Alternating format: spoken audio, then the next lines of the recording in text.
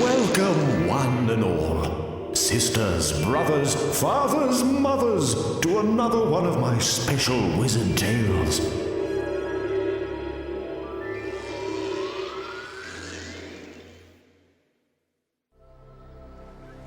The Little Mermaid.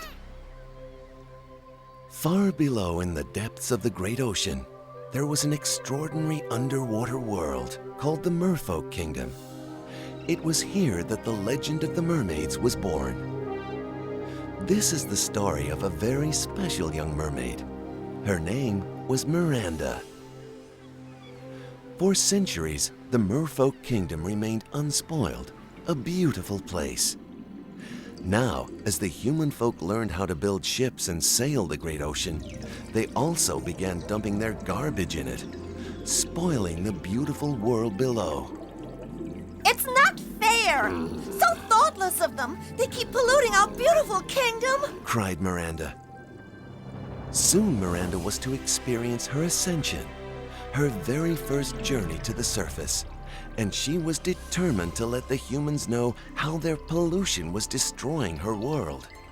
So she made up a beautiful song to sing to their king, to shame them all so they would never pollute again. People from the human world, please hear my song to you. A mermaid cannot swim through a sea that's brown instead of blue.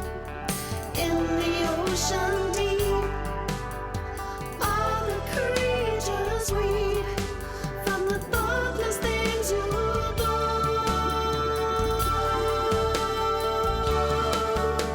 The rubbish that you carelessly rain on us from above will devastate our merfolk world, the paradise I love. I cannot let anyone destroy the paradise I love. The paradise I love. The paradise I love. The paradise I love. At the same time, the world above the water was suffering its own turmoil.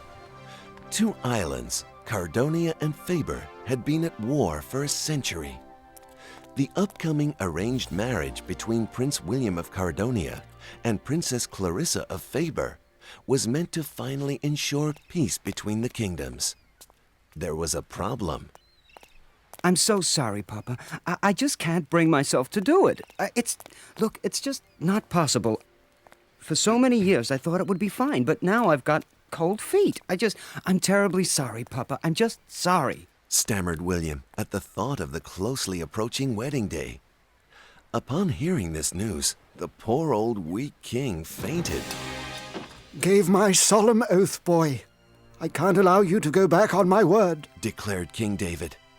But, Papa, I've never met her, and I've heard stories of her mean nature and greed, Responded William. But his objections were overruled. It was William's royal duty to marry the princess, even if she would make him miserable for the rest of his life. Mean and greedy was a very mild description of the princess. One cockle for the pathetic poor of Faber, one for the stupid starving, and one for the deplorable dying. Waste of money, really, Groaned the princess as she counted money for the poor and then quickly took it all back. All the more for Daddy dear and me. She added. The truth was that the kingdom of Faber was completely broke, cockle-rupt. King Fozzel didn't care about the wedding. He only wanted to get his hands on King David's cockles. Happy Merday to you, Miranda. Happy Merday, Miranda. Declared Miranda's sisters on her big day. Congratulations on reaching your age of ascent, my girl. Added the Sea King. Miranda was now all grown up and ready for her ascent to the surface, and she had to do it alone. Not even her little otter pal Acme could accompany her. It was as though she was leaving home to embark on a long journey. Up she went. Miranda soon found herself swimming beside the great ship that was carrying King David and Prince William to Faber for the wedding. William was feeling quite sick, so King David immediately ordered the crew to dump some ballast in order to steady the boat. Wonderful thing, the ocean. Travel on it, eat from it, even dump your garbage in it. Disappears without a trace, remarked the king as the trash was dumped over the side of the ship. The waste flowed down into the Merfolk Kingdom and right over Wallam, a great old whale. Old Wallam lost his temper. He blindly bolted through the rubbish, coming up under the king's ship with such force that he raised it high above the water and tossed ship and men into the ocean. With the help of Toby, the prince's dog, the crew saved the king. But Prince William was lost in the powerful waves. Suddenly, Miranda caught sight of William's body floating among the waves. She caught him just as he sunk deeper, pulling him back up to the surface. You will live? Your skin is still warm, said Miranda, and then she kissed him. Oh, you're so handsome, she whispered. She towed William toward the island, where Toby eagerly dived into the water and dragged him to safety. Over there, lads! We found him, Your Majesty! Prince William! He's alive! Shouted the king's crew. Miranda was smitten as she watched Prince William from afar and began to sing her beautiful song. It's her, the mermaid, singing, exclaimed William. She saved my life. I saw her, continued William. But the king didn't believe in mermaids and thought William was still exhausted from his ordeal. All the merfolk were eagerly awaiting Miranda's return to hear the exciting details of her ascension. But Miranda could think of nothing other than William. Every time I close my eyes, I see his face. I want to go back and live there, declared Miranda. Her sisters were shocked, but Miranda was determined. She set off with Acme to ask the sea witch to turn her into a human girl. First the witch laughed at her, but Miranda was persistent. Finally, the sea witch said, Well, of course I can do it. I'll give you legs. Got a potion for that, but... There was one problem.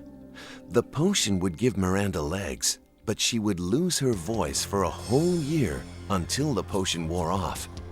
Unless a human prince kisses you, your voice will return, and you'll remain human forever, added the witch. Miranda had no idea that William was a prince, but she was ready to do anything to see him again.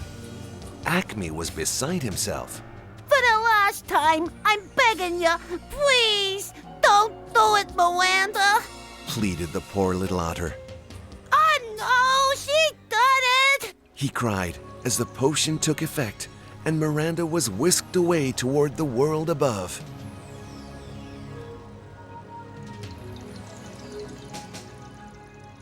Miranda awoke in Faber Castle, a little confused and dazed, but happy to see her pal Acme. So you got legs. Big deal, commented the little otter. Just then, William walked in to check on her. You're awake. Feeling better? He asked. He went on to tell her how he found her on the beach and how he was about to be married even though he didn't want to. But she could not respond. Poor Miranda couldn't speak a word. Fat lot of good that did you, Miranda, commented the smart little otter. Tears began to flow down Miranda's cheeks. Acme quickly apologized. I'm sorry, Miranda. I don't want to lose you, and don't want to see you get hurt. Miranda quickly learned to walk on her new feet with the help of a curious new friend, Toby the dog. You big off-off, shouted the jealous little otter. Miranda twirled about the castle and soon found herself staring at a big wedding cake. With tears in her eyes, she snatched the wedding couple from the top of the cake. Suddenly, she heard voices and quickly dived under the table. It was the bride-to-be with her father, King Fazl. Let me make it very clear, Clarissa. The moment you marry Prince William, he's a dead man, and so's his stupid father. Then, well, it's simply cockles in the bank, really. Their money in our bank. Laughed the king. Miranda couldn't believe what she'd heard and ran off to warn William and his father. Unfortunately, they had no idea what she was trying to tell them. Upset and frustrated, Miranda ran to the water's edge to cry. She was running out of time. Her sobbing was heard deep below the ocean, and soon Miranda's sisters were at her side. Our poor little sister, what can we do? They asked. But of course, Miranda could not answer. The sisters rushed off to find the sea witch. She agreed to create another potion, but it would cost them. Sorry, girls. I'll need fresh mermaids here. Lots of it. Hissed the envious old witch. The deal was struck, and they raced back to Miranda. I'll explain later. Drink this, quickly. Exclaimed her sister Sheridan. Oh, no. Here we go again. She's gonna grow another head. Acme cried. Oh, don't be ridiculous, Acme. Oh, I can speak again. Oh, thank you. Exclaimed Miranda. Now she had to hurry. The wedding ceremony had already begun. Racing into the chapel, Miranda shouted. No! No! The wedding must be stopped! And when she was reminded that this was a royal occasion, she announced, I too am royalty. I am Miranda, a princess from the beautiful Merfolk Kingdom under the great ocean. I am a mermaid. She then told them of King Fazl's murderous plan. They were all doubtful of this story, all except William. I believe her. She's the mermaid who saved my life. I thought I would never see you again, my love, said the prince, and he kissed Miranda. Miranda became human forever. The wedding guests stopped doubting Miranda's story when they saw the great Sea King rise from the sea outside the castle window. The Sea King could see that his daughter was happy. King Fazl and Princess Clarissa quickly escaped into the castle tower, with Toby barking at their heels.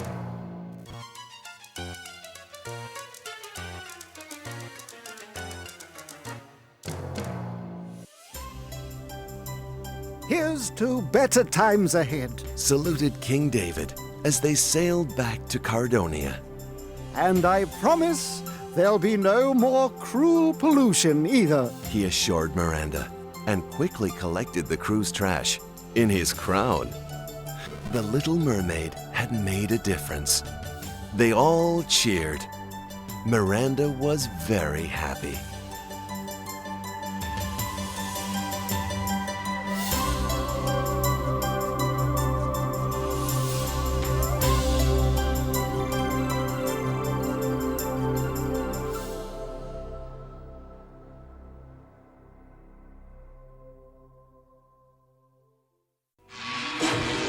And thus another fine wizard tale concludes.